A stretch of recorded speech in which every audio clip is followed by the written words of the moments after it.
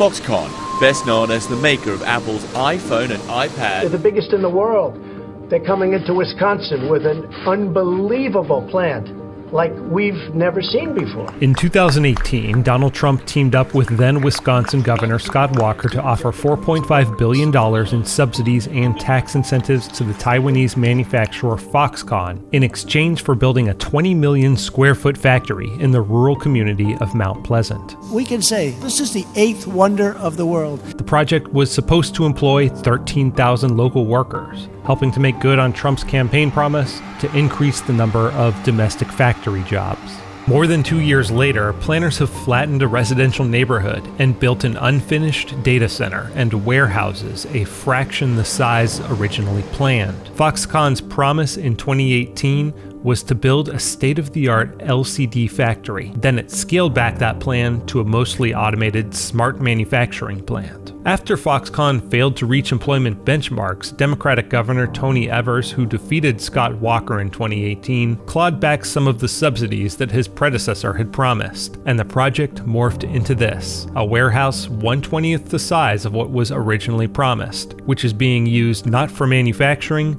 but for storage, according to an investigative article in The Verge. This debacle is just the latest government-led development deal riddled with false promises, in which the state provided rich giveaways and used the threat of eminent domain to push citizens out of their homes to benefit a private company. The Mount Pleasant neighborhood where the Foxconn factory was supposed to be built was flattened, so far for no reason. When Reason did a story on the project in 2018, Kim and Jim Mahoney were one of the only families left within 1.5 square miles. They were fighting a local government, attempting to bully them to sell their dream home on the grounds the state could also just step in and force them out. How can they take my house? To me, it's stealing. We just built this home. We're at the top of our budget. It just doesn't seem fair. The Mahoneys, unlike all their neighbors, managed to stay put, and today their house overlooks an unfinished construction site. It's unclear what ultimately will become of the project. What you're doing is you're setting people up for failure if you encourage them to locate in a place where they fundamentally shouldn't be locating. Economist Matthew Mitchell from the Mercatus Center at George Mason University co-authored a study on the Foxconn deal. He says it's a cautionary tale of what happens when politicians become private sector deal makers. You're not spending your own money, and you don't reap any upside reward from the benefits. So you have no incentive to minimize the costs and no incentive to maximize the benefits. That which yields political profit, Mitchell says, is considered a cost in business. A private entrepreneur went to you and said, I've got this great plan. I would like you to invest $3.6 billion into my company, and here's the best part. It would employ 13,000 people. Isn't that awesome? You would say, why are you talking to me about the costs?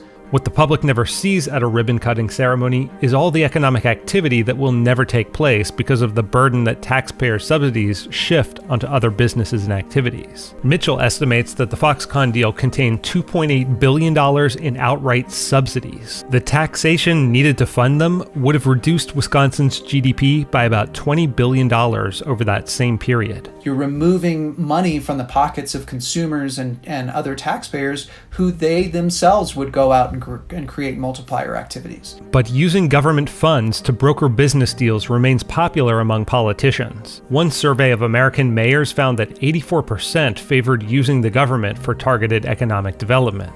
Very best thing that a governor could do is to announce that they will never ever preside over any ribbon cutting ceremony in which they subsidize a particular firm. Most governors don't appreciate that, and most taxpayers don't appreciate that. While that may make the most sense economically, I fully admit it does not necessarily make sense politically. There is a way to get around this that sort of appreciates the political economy of the situation. States could enter into interstate compacts with one another whereby they agree to mutually disarm in the subsidy war. I'll put away my subsidies if you put away yours. This is really the same kind of logic that governs things like the WTO, and it's been extraordinarily successful.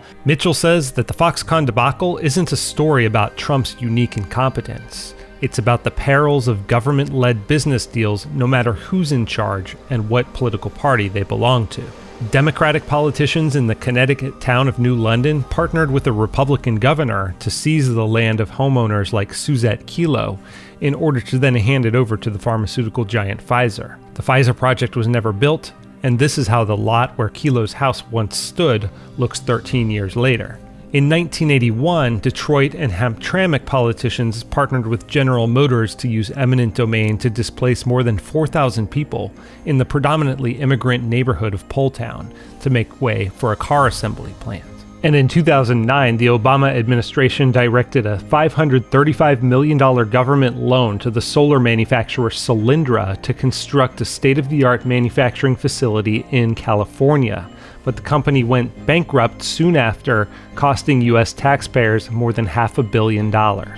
Democrats were very enthusiastic about the subsidies to Solyndra during the Obama years, and they were very down on the subsidies to Carrier and Foxconn during the Trump years. Unfortunately, I think that partisans see target economic development incentives pretty clearly when the other side is doing it, but they have an extraordinary blind spot when it comes to their own incentives.